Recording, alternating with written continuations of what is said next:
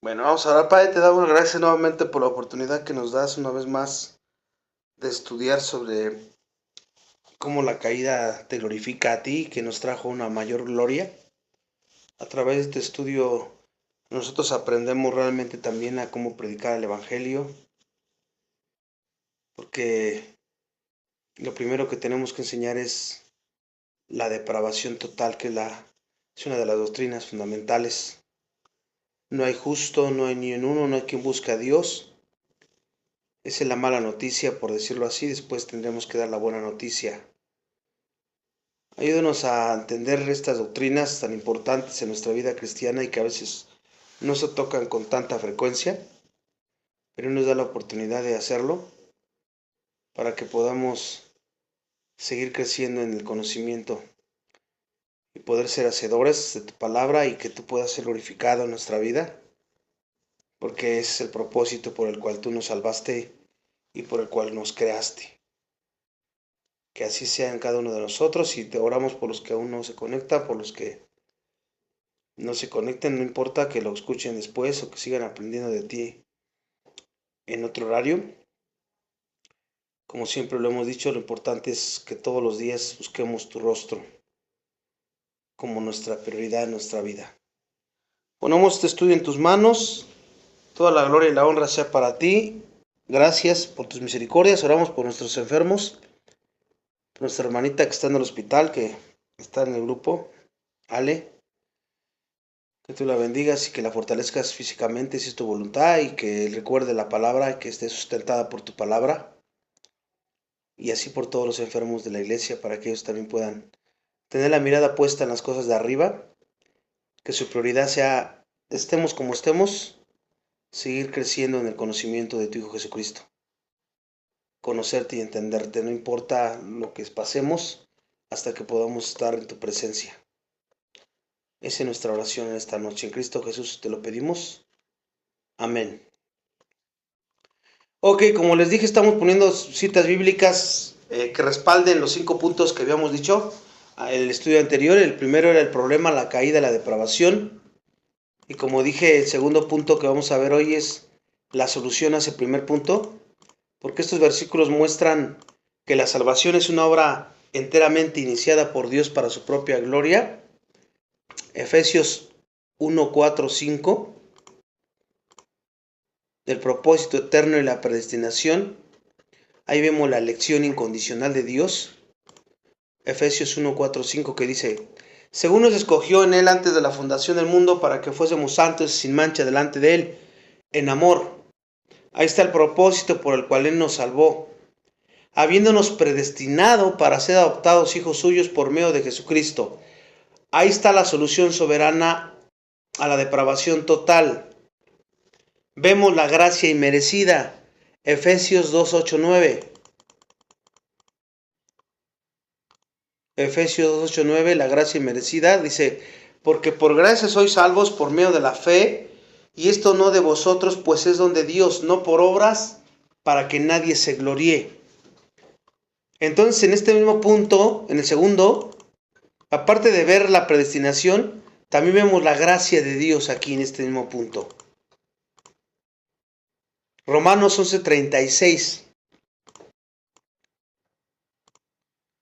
Ahí podemos ver a Dios como la causa primera, soberanía sobre todo, porque de Él y por Él y para Él son todas las cosas. Alza la gloria por los siglos de los siglos. Amén.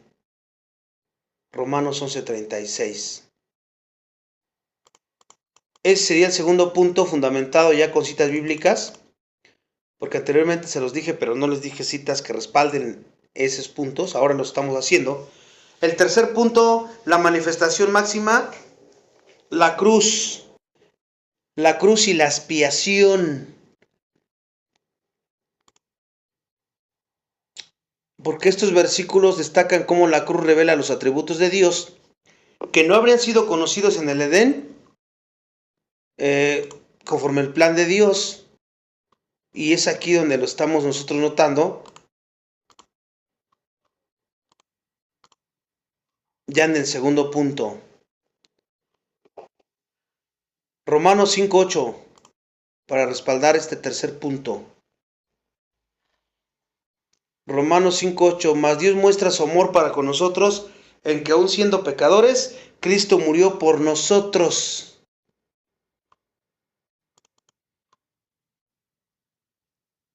Aquí está la manifestación máxima. Romanos 3:25-26. A Jesús Dios lo puso como propiciación por medio de la fe en su sangre para manifestar su justicia, a fin de que Él sea justo y el que justifica al que es de la fe de Jesús. Aquí este texto de Romanos 3:25 muestra cómo la justicia y la gracia se satisfacen en la cruz. Entonces primero está el problema, la depravación total desde Adán y Eva para acá. Después viene el punto número 2,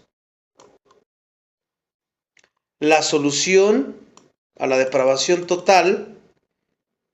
Y luego el tercer punto viene cómo Dios lo hizo. Juan 6:44. Son los puntos que tienes que tomar en cuenta cuando prediques el Evangelio. Juan 6:44 que dice, ninguno puede venir a mí si el Padre que me envió no lo trajere, y yo le resucitaré en el día postrero. Entonces la venida de Cristo es una obra de Dios, no del hombre. Y este nos lleva al cuarto punto.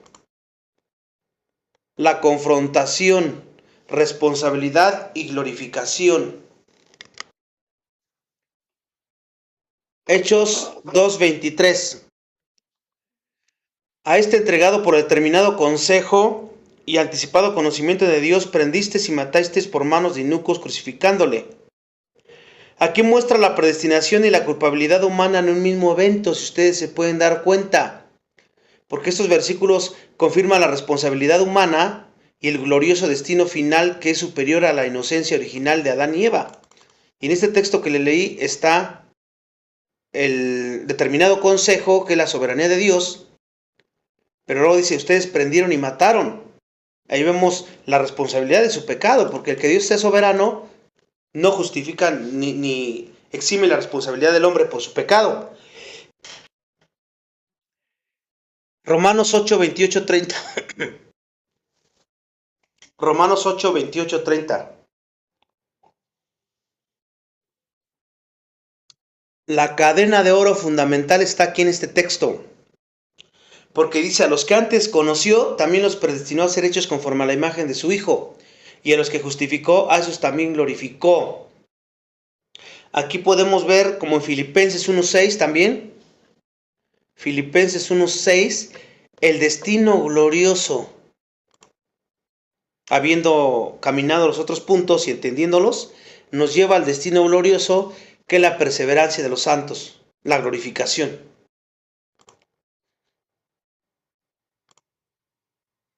Estando persuadido de esto, que el que comenzó en vosotros la buena obra, la perfeccionará hasta el día de Jesucristo.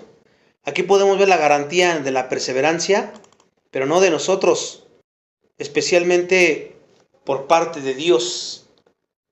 La responsabilidad y la soberanía se juntan, y entonces viene el destino final del hombre.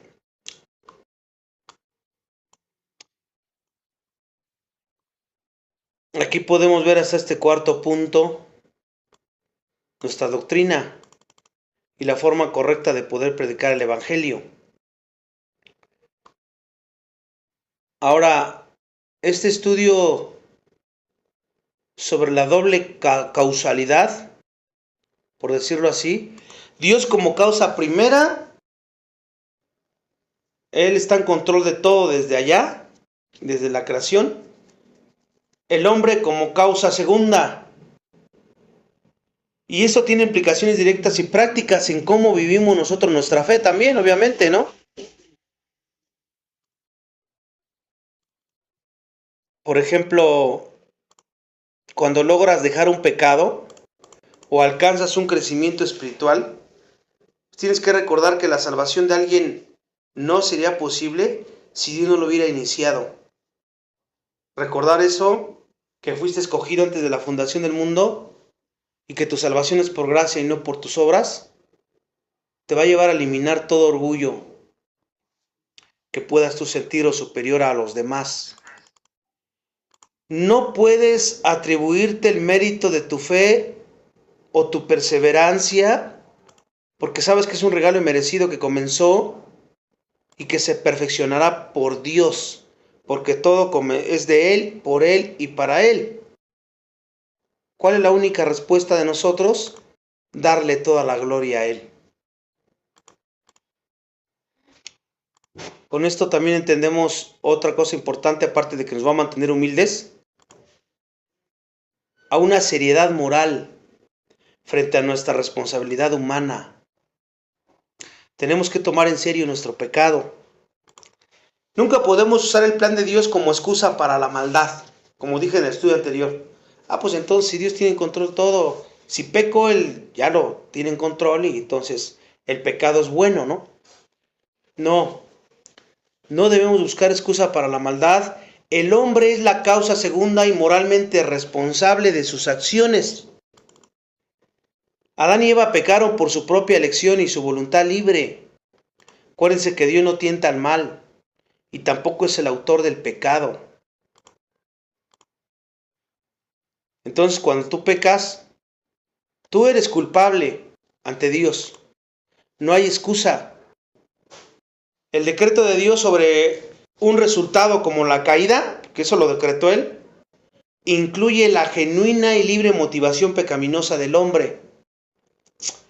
O sea que tu arrepentimiento debe ser genuino y profundo porque tu transgresión es real. Tu pecado es real. Y tú eres responsable de ese pecado. Entendiendo estas doctrinas, también nos debe de llevar a una paz inquebrantable.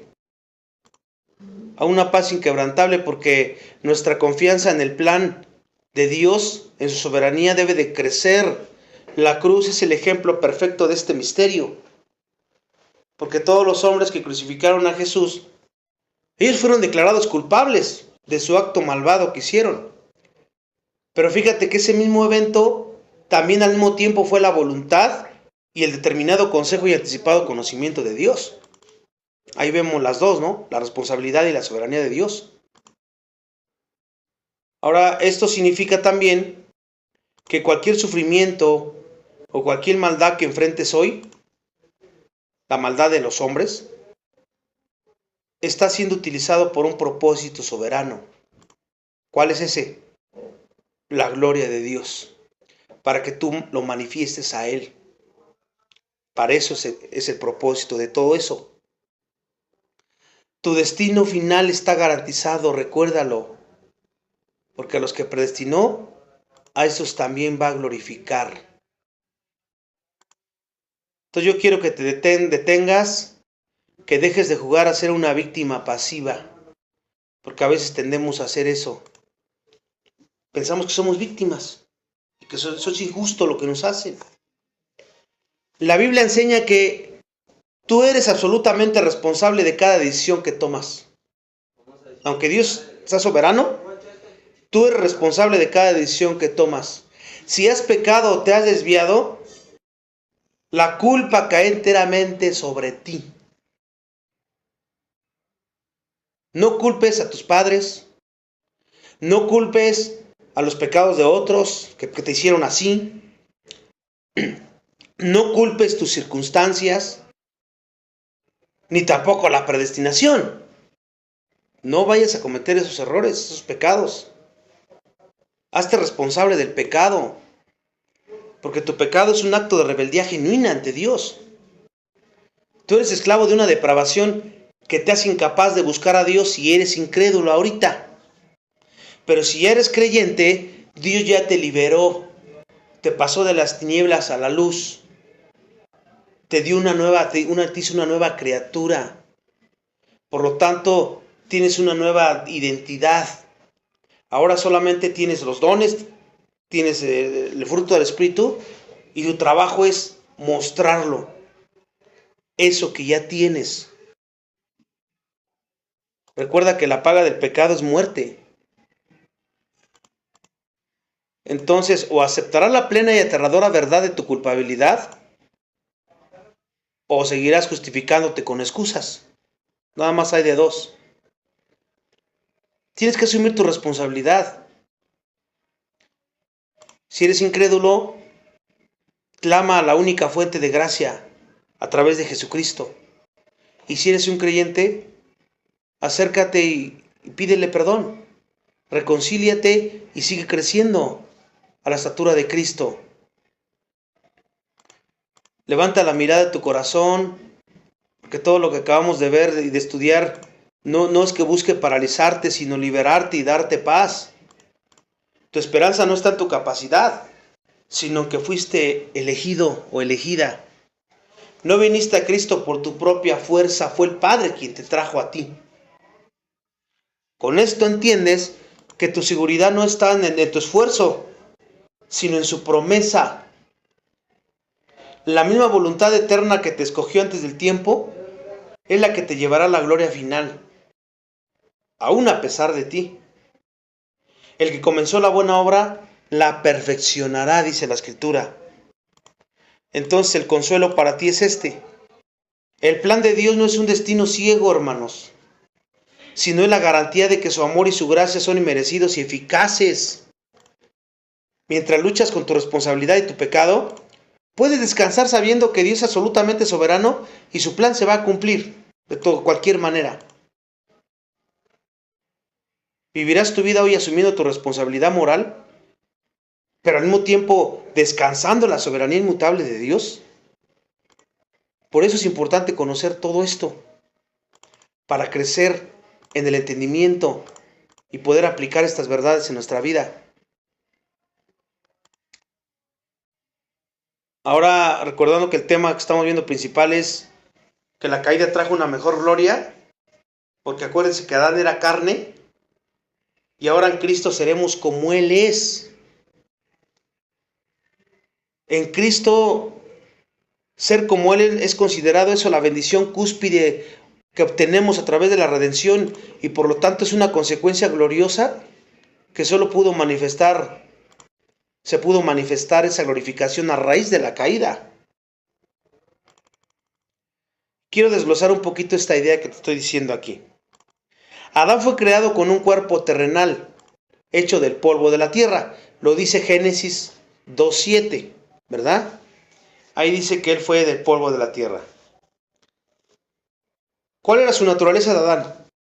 Su cuerpo era natural o animal. En el sentido griego se le dice alma. Es un cuerpo psíquico que es apto para la vida en la tierra. Así fue creado Adán.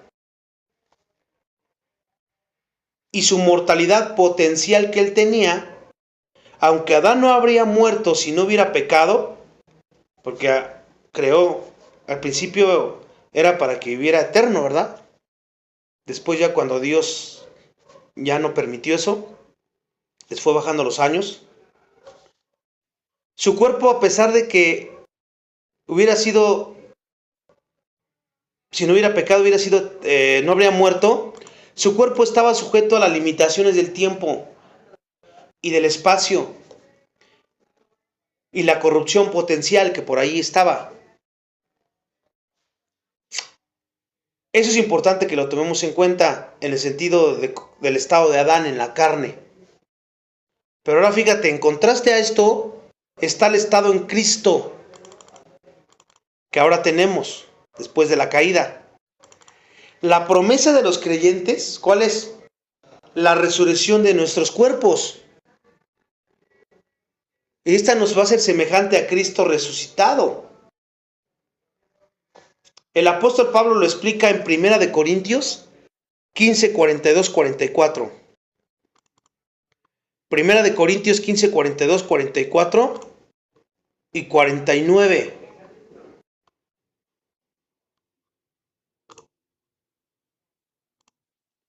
Fíjate, él dice que el cuerpo sembrado es corruptible y el resucitado será incorruptible.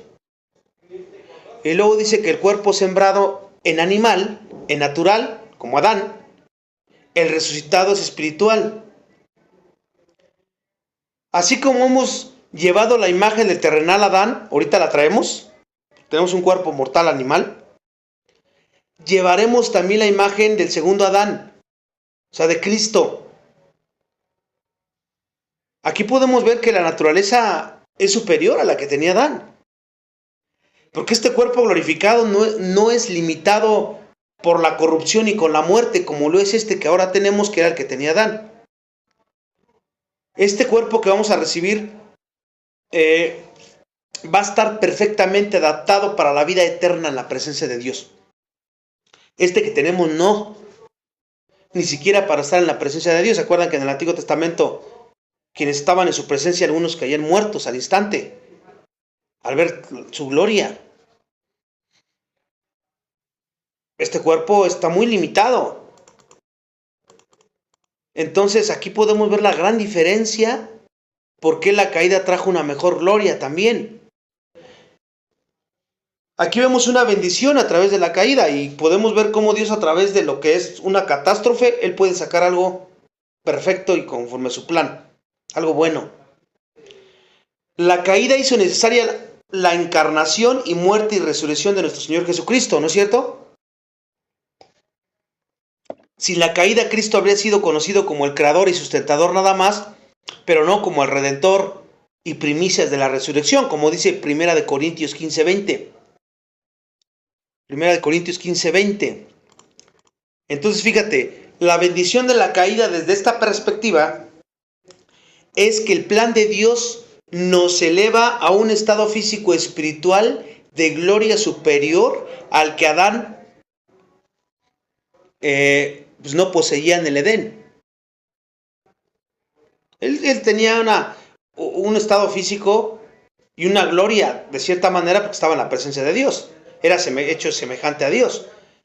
Pero a través de la caída ya hemos estado viendo que conocimos otros atributos de Dios que no hubiéramos conocido y por eso vemos una mejor gloria. Entonces, ahora tenemos una unión con Dios garantizada. Estamos escondidos en Cristo. Ya no vivo yo, vive Cristo en mí. Adán tenía comunión con Dios, sí, pero podía perderla, hermanos. ¿Cómo sabemos eso? Pues porque lo hizo, ¿verdad? Perdió la comunión del pecado, perdió la comunión. Y escucha esto, tú y yo no podemos perder esa comunión. Romanos 8 dice, ni la muerte, ni el Hades, ni principado, ni potestades, ni aun tu pecado, si eres creyente, te hace perder esa comunión que tienes a través de Jesucristo, el Hijo de Dios. Porque tenemos una unión que es eterna, inquebrantable. Aquí está la perseverancia de los santos. Estamos en Él. ¿Te das cuenta? Por eso que la salvación no se puede perder. Si pecas, obviamente vas a ser disciplinado, disciplinada. O hasta te puede quitar la vida Dios, si no te arrepientes de esos pecados o del pecado. Entonces estamos viendo un contraste muy grande entre Adán, la gloria que tenía Adán y la gloria que tenemos nosotros. Tenemos ahora un cuerpo superior, porque la redención no solo restaura el alma, sino nos va a dar un cuerpo espiritual incorruptible, como dice Pablo en Corintios, que es superior al cuerpo natural y corruptible que tenía Adán. ¿Te das cuenta? En resumen, la redención es un plan de elevación. ¿Ven por qué su sabiduría y Dios todo lo que hace es perfecto? Humanamente hablando no entendemos las cosas porque no sabemos. Y si lo vemos en la carne, en la humanidad, pues a veces las cosas parecen estar patas para arriba o todo mal. Pero si lo vemos en la mente de Cristo, siempre el plan es perfecto y siempre es bueno. Todo lo que le sucede al cristiano es para su bien. Por eso también dice la Escritura eso. Dios no solo nos salva del pecado, sino que nos lleva a una glorificación. Vamos a ser semejantes a Cristo resucitado, que esa es la máxima bendición posible que podamos alcanzar. Algo que Adán en su estado original de simple inocencia pues no iba a poder hacer, no poseía. La redención ya podemos entender cada vez más claramente que es un plan de elevación, como ya dije, Dios, fíjate, fue expuesto, se expuso al vituperio cuando Él se encarna y muere en la cruz, con tal de darse a conocer los atributos, más atributos de Él en la caída. Esta es la esencia del misterio central de la fe cristiana, ¿no? Aquí vemos la encarnación y la cruz. Dios se puso a sí mismo, fíjate, a la más grande forma de deshonra, de humillación pública y de sufrimiento, siendo Dios, precisamente para darse a conocer en sus atributos más profundos de gracia, justicia y amor después de la caída. Quiero que desglosemos un poquito cómo se expuso al vituperio Él. Y podemos ver primeramente la exposición en la encarnación. Para que los atributos de redención pudieran ser conocidos, Dios tuvo que venir a la creación caída, ¿verdad? Juan dice que el Verbo se hizo carne. Y Filipenses dice que se despojó de sí mismo y se humilló hasta la muerte y muerte en la cruz. El Hijo de Dios, el creador del universo, se vació, se despojó. ¿De qué? De la manifestación de su gloria celestial que tenía ya con la Trinidad, para nacer como un ser humano, limitándose voluntariamente. Y esto es una humillación en sí misma. Filipenses 2, 6, 7. Filipenses 2, 6, 7. Ahí lo dice: el cual siendo en forma de Dios no estimó al ser igual que Dios como cosa que aferrarse, sino que se despojó a sí mismo tomando forma de siervo hecho semejante a los hombres. Esta es la primera forma de vituperio. La segunda, la exposición en la vida terrenal.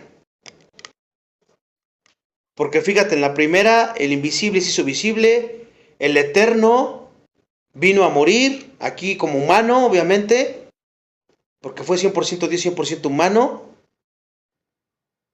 Una forma de vituperio tremenda, se humilló. Y número 2, la exposición en la vida terrenal. Porque durante su ministerio Jesús soportó el vituperio constante de los hombres. Lo despreciaron, se opusieron a Él, fue llamado blasfemo, fue llamado endemoniado, glotón, bebedor de vino y amigo de pecadores y publicanos, ¿verdad? Fue despreciado por la élite religiosa. El Salmo 69, 9, fíjate cómo lo dice. Salmo 69, 9. Porque el celo de tu casa me es consumido, y sobre mí han caído los vituperios de los que te vituperaban. Aquí vemos que al soportar la incredulidad de Él, la oposición y el odio humano, Jesús reveló la paciencia y la longanimidad perfecta de Dios hacia la humanidad pecadora, que esos atributos no se conocían allá con Adán. Aquí lo revela en este momento, en este segundo punto del vituperio de Cristo. Tercer punto del vituperio sería la exposición máxima en la cruz, porque aquí llegó el clímax del vituperio, en la cruz. La cruz fue el acto supremo de autoexposición de Dios al vituperio y la vergüenza, lo cual permitió la manifestación de sus atributos. Nuevamente, la crucifixión era la forma de ejecución más humillante y degradante de aquella época, y estaba reservada únicamente para esclavos y para criminales de la peor calaña. Y Cristo sufrió la cruz menospreciando el aprobio, como lo dice Hebreos 12, 2. Así lo hizo Él. Cargó con el pecado y cargó con el juicio que nos pertenecía a nosotros, porque al colgar en la cruz, Cristo cargó sobre sí el vituperio moral y el juicio justo que merecíamos nosotros por nuestra desobediencia y por nuestra rebelión. ¿Y qué atributos reveló en la cruz? Los más importantes fue la justicia de Dios, porque Dios no pasó por alto el pecado. Si es todo amor y misericordioso, es Dios amor, misericordioso, es Dios perdonador, paciente, etcétera. Pero no por eso nos perdonó, sino porque alguien ya pagó el castigo en su propio Hijo. Por eso es que nosotros podemos ser declarados inocentes, porque nosotros no podíamos haberle pagado esa deuda de ninguna manera. Entonces no pasó por alto el pecado. Cristo satisfizo su justicia. Ahí se revela ese otro atributo en la cruz. Y otros dos que se revelan es el amor y la gracia. Porque Él demostró el amor más grande. ¿Por qué más grande? Estamos hablando de un amor ágape. ¿Por qué hizo eso? Por sus enemigos. Porque no éramos ni amigos ni nada. Éramos enemigos de Dios. Blasfemábamos pecando y pecando en contra de Él desde Adán para acá. ¿Te das cuenta? Si la encarnación en la cruz fueron la forma en que Dios expuso al vituperio más profundo, no fue por debilidad, eso sí quiero que lo entiendas, sino por un acto soberano de amor y condescendencia para que todos nosotros que estábamos caídos pudiéramos conocer en la plenitud de su gracia redentora. Un conocimiento que es superior al que Adán poseía en el Edén. Por eso es que la Biblia dice que quien es el hombre para que te acuerdes de él. ¿Te acuerdas que dice quién es el hombre para que te acuerdes de él? Esa es una interpretación muy común y poderosa de por qué la Biblia hace la pregunta. Salmo 8:4, por ejemplo. Salmo 8:4. ¿Qué es el hombre para que tengas de él memoria y el hijo del hombre para que lo visites? El salmista entendía todo esto que te estoy diciendo. La pregunta bíblica no es un cuestionamiento sobre la insignificancia del ser humano. No es por ahí. Sino un grito de asombro ante la magnitud de la gracia y la condescendencia de Dios hacia una criatura tan inferior como lo somos nosotros. Lo triste es que siendo criaturas tan inferiores, a veces nos queremos portar más que Dios. No permitimos que nos hagan cosas, ¿no? ¿Cómo van a hacer a mí? Yo tengo mis derechos. ¿Cómo voy a humillarme de esa manera? Y Él soportó el más alto vituperio por ti y por mí, siendo Dios y sin pecado. Porque tú y yo pecamos. Todo lo que nos ocurra no es injusticia. Es mucho menos de lo que nos mereciéramos, que sería la condenación eterna, ¿no es cierto? Entonces, cuando te quieras quejar o pensar que alguien es injusto contigo, acuérdate de Cristo. Pon la mirada en Cristo. Porque si alguien sufrió de la peor manera, injustamente, fue Él. Y sin embargo, dice Isaías que ni siquiera abrió la boca. ¿Y por qué lo hizo? Por amor. No quites la mirada de Cristo en esos momentos, hermano, hermana. Porque eso te va a mantener humillado. Y en vez de quejarte vas a agradecer a Dios por todo, pero de una manera sincera. Porque entiendes lo que estamos estudiando aquí y porque lo estás viviendo. Quiero que vayamos al Salmo 8. Vamos a ver un poquito el significado ahí del Salmo 8. Porque ese salmo, hermanos, se centra en la gloria de Dios manifestada en la creación. El contexto de ese salmo es el salmista David comienza mirando las estrellas, la luna y el cielo y exclama, cuán glorioso es el nombre de Dios en toda la tierra. Versículo 1 y 3. Es una pregunta de asombro, ¿verdad? Cuando el salmista ve esta inmensidad, se asombra de que el creador de un universo tan vasto se detenga o se acuerde de la criatura humana. Por ahí hay otras cosas en la creación infinitamente más hermosas que nosotros. La pregunta es un contraste dramático aquí. ¿Quiénes somos nosotros, seres finitos, hechos de polvo, para que un Dios infinito nos dé su atención y nos visite? La respuesta que da el Salmo no es que somos nada, sino que Dios nos ha dado una posición exaltada sin merecer absolutamente nada. Nos hizo un poco menor que los ángeles y nos coronó de gloria y de honra, poniéndonos a cargo de su creación. Versículos 5 y 6. A eso se refiere el salmista aquí.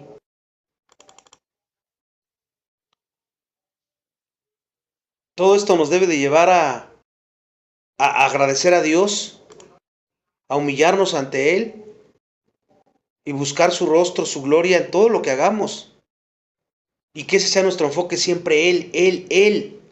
Nosotros ya no existimos, ya no vivimos, vive Cristo en nosotros, ¿no dice la Biblia? Pues ahora vivirlo de esa manera en la práctica. En el contexto de la caída y la redención que hemos discutido ya, podemos encontrar algunos significados más profundos de la gracia de Dios. Porque después del pecado de Adán y Eva, la pregunta ¿qué es el hombre? Se vuelve más urgente, ¿no? Porque estamos asombrados por la gracia de Dios. No solo somos criaturas frágiles, sino que también somos pecadores rebeldes. Estábamos destituidos de la gloria de Dios. Y hoy por gracia somos salvos por medio de la fe en Cristo, ¿no? Pero seguimos pecando. Y seguimos siendo rebeldes a veces. Entonces el asombro ya no es solo por la creación, sino ¿por qué Dios se acuerda de seres tan pequeños? Y también ¿por qué Dios se acuerda de seres que le han ofendido tanto? ¿Por qué? ¿Y por qué nosotros no seguimos su ejemplo? Porque de los que menos nos queremos acordar es de las personas que nos caen mal o que nos han ofendido, no la tolero. Y si estoy ahí con ella es porque no me queda de otra, o con él o con ella. Pero yo, si fuera por mí, la desaparecería. Y Dios no hace eso. Él se acuerda de personas, seres humanos que lo hemos ofendido tanto. Y no solo se acuerda, sino que les ha ofrecido su gracia y la redención a través de su Hijo. Dime si eso no nos va a llevar a la humillación completa y total. La respuesta en Cristo. El Nuevo Testamento, específicamente Hebreos 2, 6, 9, que también ahí lo vemos, Hebreos 2, 6, 9, aplica el Salmo 8 directamente a Jesucristo.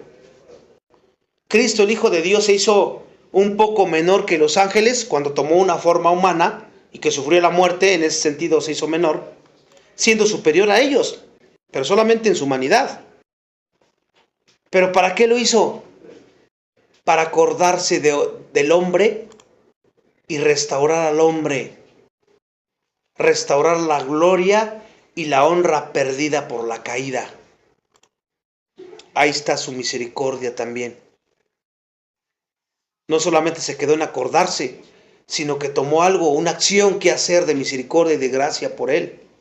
Y eso es lo que tenemos que hacer nosotros, especialmente con los difíciles de soportar. Esa debe ser nuestra reacción. Imitarlo a él, andar como él anduvo. Entonces la frase subraya que la conveniencia, la paciencia, la gracia y el amor sacrificial de Dios son los atributos que se magnifican aquí, que se magnifican. El hombre es en sí mismo insuficiente para merecer el recuerdo de Dios. ¿Estamos de acuerdo en eso, verdad? Es insuficiente.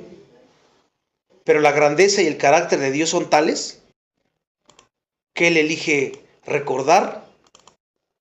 Y no solamente eso, como ya dije, redimirnos a través de nuestro Señor Jesucristo. Ahora, esto, aunque ya vimos un poquito anteriormente, vamos a checarlo nuevamente para recordar. ¿Por qué la condenación es necesaria?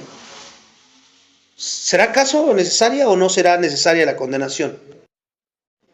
Pues, ¿qué creen? La respuesta es que sí. La condenación de algunos es necesaria para que la santidad y la justicia de Dios se muestren en toda su plenitud en contraste con su misericordia, porque a nosotros nos perdonó porque alguien ya pagó el precio. ¿Y a los otros? Su justicia en nosotros, por decirlo así, la pagó ¿en quién? En Cristo. Él fue propiciación por nuestros pecados. Y nosotros en Cristo somos inocentes. Pero los demás tienen que enfrentarse a su justicia de Dios porque nadie ha pagado por ellos. Porque ellos han rechazado. Y rechazan a quien les quiere dar esa gracia. Y si Dios es justo, tiene que pagar. En Cristo o sin Cristo. ¿Se dan cuenta? Aquí está el texto bíblico que centra esta idea que te estoy diciendo. Romanos capítulo 9, versículo 21-23. Romanos 9, 21-23.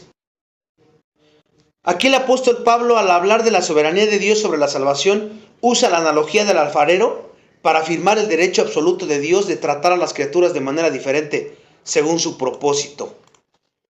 Fíjate lo que dice, es lo que dice ahí. ¿O no tiene el alfarero derecho sobre el barro?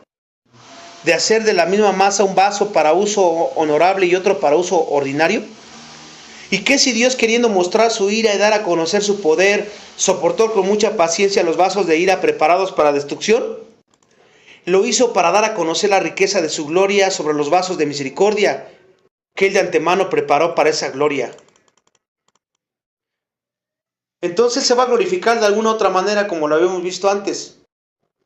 En los que se salvan, él se glorifica porque está mostrando su gracia, su misericordia, su perdón, pero a través de su Hijo. Pero los que no, los que rechacen el Evangelio, él se va a glorificar porque va a mostrar su justicia y su santidad. ¿Se dan cuenta cómo en los dos lados él se muestra? Fíjate, Romanos habla de vasos de ira. La existencia de la condenación revela dos atributos cruciales de Dios. Ahora ya hablando de la condenación. Número 1, su santidad, como ya dije. ¿Por qué? Porque muestra que Dios es tan perfectamente santo que no puede tener el mal en su presencia. Y todo hombre sin Cristo no puede estar en su presencia. Por muchas buenas obras que haga, no lo hacen más puro ni lo acercan a Dios ni un milímetro. No puede. ¿Te dan cuenta? Entonces, ahí muestra en su santidad a todo, con más resplendor. El pecado debe ser castigado. A los creyentes ya lo castigó en Cristo. Y a los incrédulos por toda la eternidad del infierno. Pero va a ser castigado. Entonces, ese es el atributo. Y lo otro, su justicia y su poder. ¿Por qué? Porque demuestra que Dios es perfectamente justo y que Él hará cumplir su ley. La condenación es la manifestación de su ira justa. Entonces, ¿contra qué? Contra la maldad. Lo cual era un atributo que Adán nunca habría experimentado si hubiera permanecido inocente. ¿Se dan cuenta por qué la condenación también glorifica a Dios? Agregando un poquito esto que ya lo habíamos visto, pero lo estoy expandiendo un poquito más para que quede bien claro. Y entonces también podemos ver la magnificación de la gracia y la misericordia. Por otro lado, en contraste con estos, porque a los vasos de misericordia ya vimos cómo es glorificado en los vasos de ira. A final de cuentas, ellos rechazaron, amaron más su pecado. Y van a tener que enfrentarse contra su justicia y contra su santidad de Dios. Sí o sí. Y por otro lado están los vasos de misericordia. Porque fíjate, la santidad y la justicia de Dios se magnifican aún más porque son la base para su gracia. O sea que la misericordia de Dios, el atributo de salvar a los pecadores, solo tiene significado completo cuando se contrasta con la justicia que exige la condenación. Por eso tenemos que contrastar las dos partes. Las dos. Porque Dios va a hacer justicia, de alguna u otra manera lo va a hacer. Dios soporta con mucha paciencia los vasos de ira, dice el texto de Romanos. no solo para manifestar su poder al castigarlos finalmente, porque nadie va a salirse con la suya, sino para hacer que la riqueza de su gloria sobre los vasos de misericordia sean evidentes y sobreabundantes. Porque si comparas a los dos, la gloria manifestada en cada uno, pues resalta. Es decir, fíjate, su gracia es infinita. ¿Por qué? Porque salva a pecadores que merecen la misma destrucción que los otros vasos que rechazaron y que van a recibir su justo juicio, su juicio perfecto. Esto que te estoy diciendo, en la teología reformada, la condenación no es el propósito final de Dios. Más bien sería como el medio necesario para que la redención de los elegidos, la obra cumbre de su gloria, se manifieste con máxima brillantez de su gracia inmerecida. En la condenación, nosotros vemos su gracia resplandeciendo a todo lo que da. Entendiendo esto que les estoy diciendo, sin un castigo justo, la misericordia no tendría valor. ¿Quién recibió nuestro castigo justo? Cristo. Por su gracia y misericordia. Y los incrédulos que rechazan a Cristo y el Evangelio, también van a recibir su castigo justo.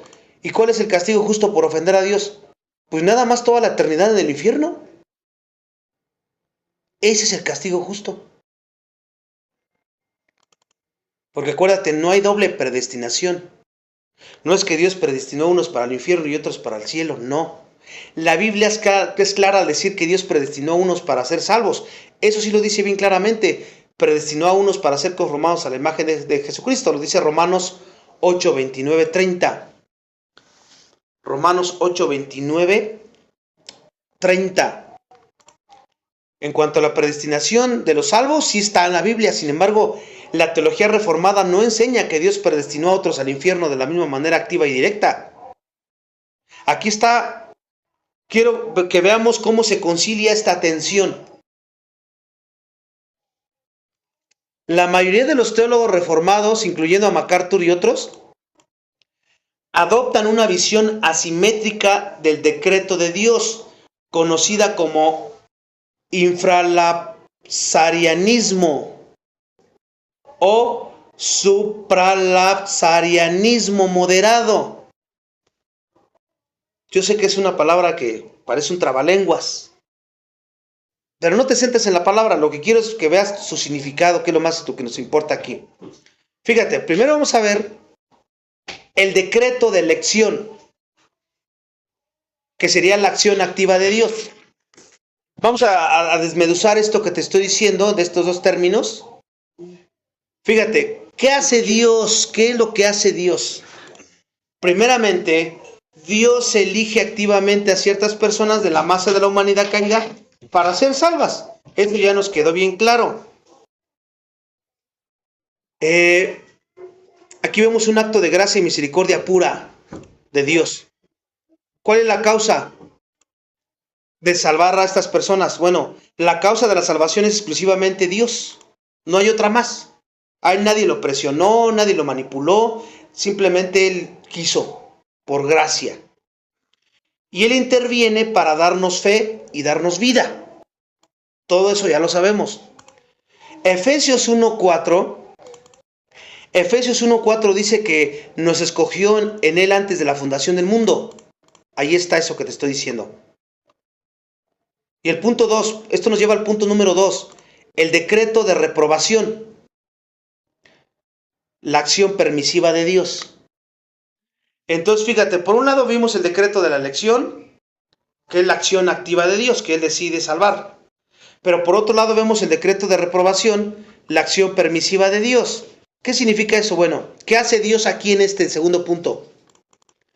Dios pasa por alto, no elige intervenir para salvar a los demás, permitiendo que sigan el curso natural de su propia rebelión. O sea, así quieren quedarse endurecidos, pues así se quedan. Ya no interviene para salvarlos. Este es un acto de injuria, no es un acto de injuria, más bien es un acto de justicia que deja a las personas, o sea, como quieren, a su merecido castigo que ellos mismos aman, ¿no? Yo amo más al pecado y bueno, pues así quédate. Porque él tiene todo derecho de hacerlo. Hay un llamado general y hay un llamado eficaz. El llamado eficaz general, pues él decide y dice, pues yo no quiero, pues ahí quédate así. Entonces fíjate, la causa de la condenación, ya vimos que el primer punto que les dije, el de arriba, en la salvación es gracia y misericordia pura, ¿verdad? A los que nos salva.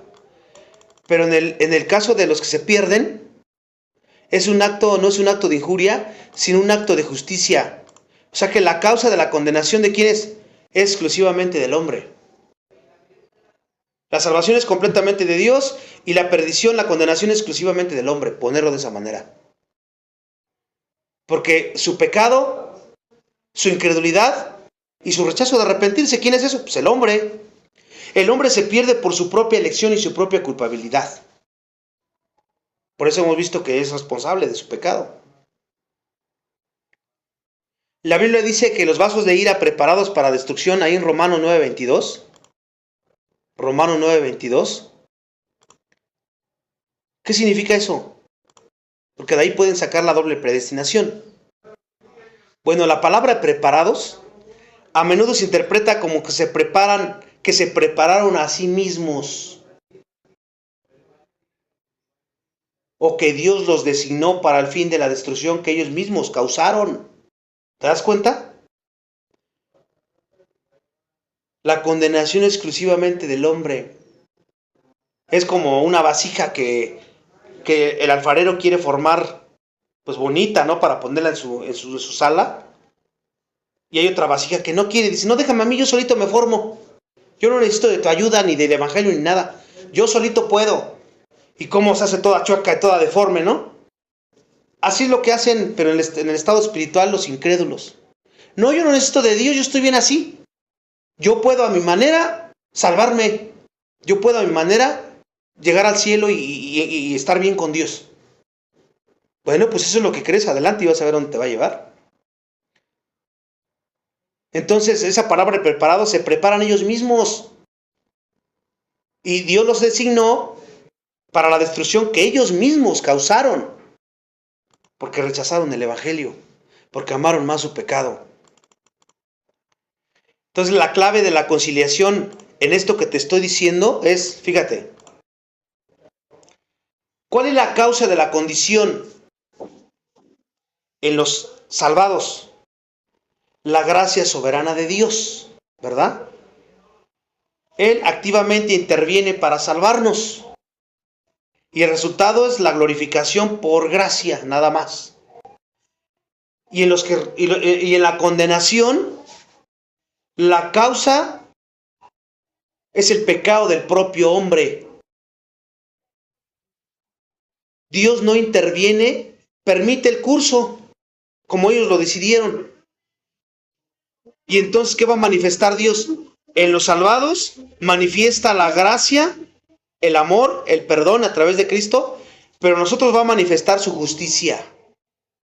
¿Se dan cuenta por qué en los dos lados Él es glorificado? Unos por su propia elección y otros por gracia, por decirlo de esa manera.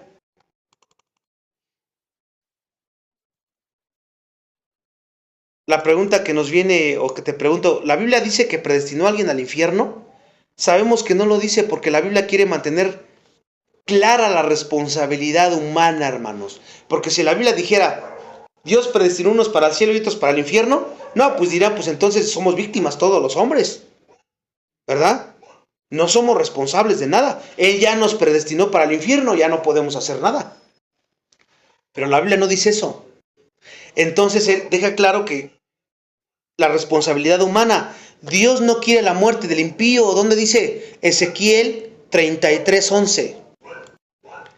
Ezequiel 33:11 dice que Él no quiere la muerte del impío. Y ahí declara que Dios no se deleita en la muerte del impío. Si Dios fuera la causa activa de la condenación, pues esto que dice ahí, aquí sería contradictorio, ¿no es cierto? Entonces, la condenación es por incredulidad, hermanos. Juan 3:18 lo menciona. Juan 3:18, ahí lo menciona. Fíjate cómo lo dice ahí. Dice que el hombre ya está condenado por no creer. Porque Juan 3:16 dice, de tal manera amó Dios al mundo, que amó a su hijo unigénito para que todo aquel que en él que no se pierda. ¿Verdad? Y luego a veces nomás nos quedamos ahí. Pero todo y luego sigue diciendo, y el que no creyere ya ha sido condenado. ¿Por qué se condenó? Porque no creyó. Entonces la reprobación es simplemente el acto de dejar a los no elegidos en el estado de condenación que se ganaron por su propio pecado y que ellos no son víctimas, ellos están felices ahí.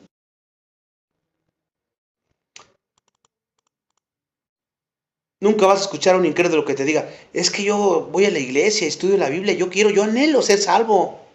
Ellos no quieren nada de eso. Ellos están bien felices en lo que están haciendo.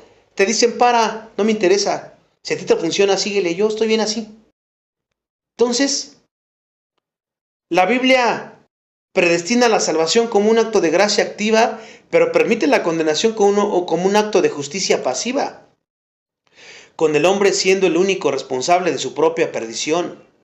Y esta es la forma en que Dios manifiesta plenamente su gracia al salvar a quienes no lo merecen, pero por otro lado manifiesta plenamente su justicia al castigar a quien lo merece, simultáneamente a los dos. Unos creen, otros rechazaron, voluntariamente. Los que creyeron fue por gracia, pero los otros decidieron voluntariamente quedarse en el estado en el que están. Y por esto la pregunta sería, hermanos, ¿Dios es injusto por esto? Porque muchos dicen que Dios es injusto. Esa es la pregunta inevitable y más seria que surge de esta doctrina. Esta central que el apóstol Pablo la anticipa y la aborda directamente, porque cuando les estaba enseñando esto que les dije, se anticipa porque dijo, ahorita algunos van a estar pensando, entonces Dios es injusto. Lo dice y luego sigue diciendo él, ahí en Romanos 9. La respuesta bíblica y teológica es no, esto no hace a Dios injusto, sino que revela su justicia y soberanía de una manera que excede nuestro entendimiento humano de equidad. Pablo anticipa su pregunta inmediatamente después de afirmar la soberanía de Dios para tener misericordia de quien quiere y endurecer a quien quiere. Ese es el contexto. Y la pregunta humana está en Romanos 9:14. Y vamos a ver también la respuesta. Romanos 9:14 que dice, ¿qué diremos pues? ¿Que hay injusticia en Dios? Después de haber explicado todo esto que te estoy diciendo. Dice, de ninguna manera. Ese de ninguna manera en el griego es una negación rotunda. No y 1000 veces no. Pablo niega rotundamente la posibilidad de que Dios sea injusto. Porque acuérdate que si Dios fuera injusto, usted no sería Dios. Pablo basa su defensa en dos principios. Número 1, Dios tiene el derecho de ser misericordioso. Porque Dios tiene el derecho de escoger a quien mostrar misericordia. Esto se basa en Éxodo 33:19 también, donde Dios le dice a Moisés, Éxodo 33:9. Y fíjate cómo lo dice Pablo. Pues a Moisés dice, yo tendré misericordia del que yo tenga misericordia y me compadeceré del que yo me compadezca. ¿Cuál es el punto aquí? Ya estamos cerrando. El punto es que la misericordia es un regalo inmerecido, hermanos. No es una deuda. Porque a veces pensamos que Dios está obligado a ser misericordioso con nosotros o con el hombre. Dios no está obligado a nada, es un regalo, no una deuda. Si Dios tuviera la obligación de mostrar misericordia a todos, entonces ya no sería misericordia, sino yo les debo la justicia a estos y se las tengo que pagar. ¿Se dan cuenta? Al mostrar misericordia a algunos, Él no comete injusticia con aquellos a quien no la muestra. Tal vez este ejemplo que te voy a poner, tal vez sea burdo y no muy bueno, pero es como si tú ves un hoyo de hormigas ahí, y si va a haber una tormenta tremenda, va a destruir. Y tú agarras y salvas a 100 hormigas y te las llevas y las otras pues, ya las dejo ahí. ¿Eso sería que tú eres injusto por hacer eso? Pues no, ¿verdad? Porque pues tú no les debías nada a las hormigas, simplemente pues, yo quiero salvar estas. Bueno, por ponerte un ejemplo ahí, aunque sea un poco burdo de lo que hace Dios. Si se van a morir y van a matar 100 gallinas y tú agarras 50 y las salvas, ¿eres injusto por no haber salvado las 100? Pues claro que no. En ese sentido, por decirlo así, Dios no nos debe nada, no tenemos ni una deuda con Él. Él no nos debe nada. El error humano es que a veces vemos la salvación como un derecho, hermanos. Yo tengo derecho. Todos tienen derecho. Ninguno tiene derecho a nada. La realidad que subraya Pablo es, el punto principal es, todos los seres humanos, ¿qué merecen? Lo que sí tienen derecho es la condenación, debido a la caída de sus propios pecados. Romanos 3:23 lo dice claro. Romanos 3:23. Y entonces regresando a Romanos 9:20, si el alfarero tiene derecho sobre el barro para hacer un vaso para honra y otro para deshonra, ¿quién es la criatura para cuestionar al creador? Dice Pablo. ¿Cuándo he visto que el barro le diga al alfarero qué hacer? Jamás. Entonces, entendiendo esto, injusticia sería si Dios condenara a un inocente. Pero ¿quién del hombre es inocente? Humanamente hablando, ellos dicen que hay muchos hombres bien buenos. Ay, ¿por qué le pasan cosas malas a los buenos? ¿Y por qué a los malos no les pasa nada? Todos son malos. Todos están destituidos de la gloria de Dios. Ninguno es más bueno que otro. Unos pecados son más evidentes que otros, eso sí. Pero todos pecan. Y un pecado es suficiente para condenar a la creación en Adán y Eva. Pues es suficiente para condenarnos a nosotros. Un solo pecado. Por muy piadoso que quieras. Entonces, eso sería injusticia, que fuéramos inocentes y que no nos salvara. Pero no lo somos. Injusticia sería si Dios salvara a un culpable por obligación. Todos somos culpables. ¿Y a poco nos salvó porque estaba obligado? ¿O porque es parcial Él? Dios es imparcial. Entonces Él no es injusto. Dado que todos son culpables, entonces el acto de Dios es elegir salvar a algunos misericordia y permitir que otros permanezcan en su merecida condenación. Su justicia revela su carácter completo y perfecto, porque así lo quisieron. ¿No mandó Él que le predicaran a todos? ¿Y no mandó que todos se arrepientan? ¿Y no en el Antiguo Testamento dijo, hay dos caminos, yo les digo que elijan este? ¿Se dan cuenta? Entonces, para concluir, la teología enseña entonces que la justicia de Dios se manifiesta en la condenación de los no elegidos y la misericordia de Dios se manifiesta en la salvación de los elegidos. Ahí vemos la gloria de Dios en ambas partes, se glorifican los dos. Ambos grupos son pecadores y merecen la condenación. Al hacer esto, Dios no le debe nada a nadie y no ha cometido ninguna injusticia. Él es justo al aplicar su ley y es soberano en la forma en que Él elige revelar su gracia a través de su Hijo Jesucristo y a través de la fe, el arrepentimiento y por gracia. Él es soberano y puede hacerlo como quiera, como le plazca. Esa es una de las tensiones más hermosas y a la vez complejas de la teología, la que acabamos de ver. Si Dios ya sabe quién será salvo y quién no, y si es soberano en la elección, ¿por qué extiende la invitación universal a todos? Porque hay un llamamiento general. La respuesta que concilia la soberanía de Dios con la responsabilidad humana se encuentra en la distinción entre dos tipos de llamamiento que Dios hace. Pero eso lo vamos a ver en el siguiente estudio. La doble naturaleza del llamamiento de Dios. y vamos a ver el llamamiento universal, que es el externo. Entonces aquí nos vamos a quedar y hay que entender todo esto para saber responder las preguntas que nos hacen y que puedan darse cuenta de que Dios es perfecto en sabiduría en todo lo que Él hace. Pero para llegar a estas conclusiones y entender todo esto, pues obviamente se requiere profundizar la escritura, toda, completa, meditar en ella. Y muchos no quieren hacer eso, entonces menos los incrédulos. Por lo tanto, pues no hacen conclusiones completamente antibíblicas y se quedan con eso y las van enseñando a otros y las van pasando a otros y entonces un teléfono descompuesto tremendo. Ya todos creen que saben cuando no saben absolutamente nada de la escritura. Y estoy hablando de incluso creyentes profesos, Por eso tengan cuidado.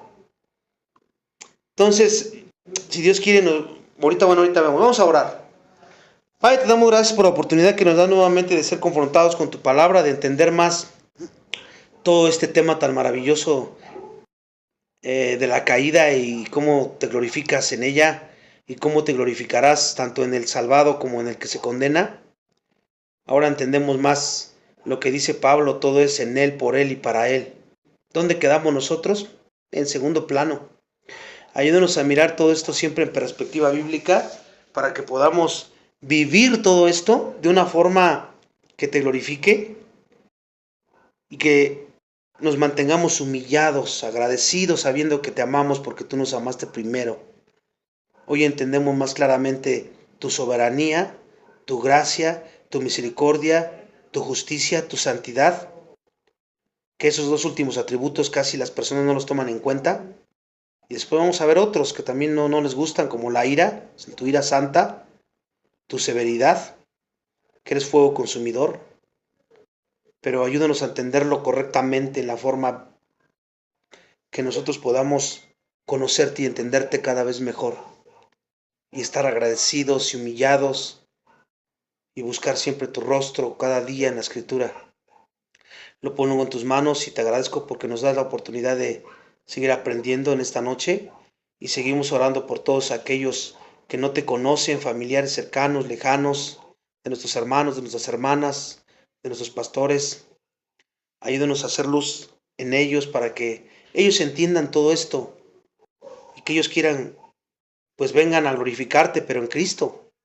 Porque si no, de todas maneras te van a glorificar, pero probando tu justicia y tu santidad, condenados por toda la eternidad en el infierno. Ayúdanos para predicar todo esto de la forma correcta y que nuestra vida adorne el Evangelio para que tú lo uses para convencerles de pecado y ellos puedan también conocer al Dios de la gracia, la misericordia, el perdón, la santidad y la justicia, pero en Cristo. Lo ponemos en tus manos, Padre, en Cristo Jesús oramos.